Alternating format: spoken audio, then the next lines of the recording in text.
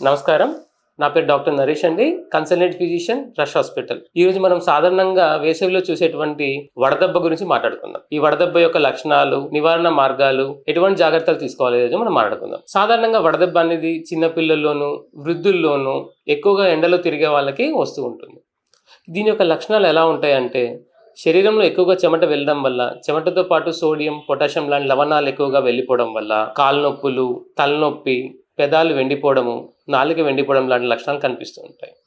ఇవి ఇంకా ఎక్కువసేపు ఎండకుండడం వల్ల వాంతులు, విరోచనాలు, కాస్త కన్ఫ్యూజ్డ్గా ఉండడం ఇలాంటి లక్షణాలు కనిపిస్తూ ఉంటాయి.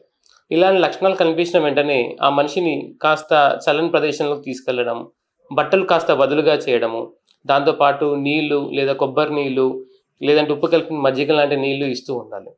తెల్లని గుడ్డతోని ఒళ్ళంతా తుడుస్తూ ఉండాలి. దీన్ని మనం హీట్ ఎగ్జాక్షన్ అంటాం.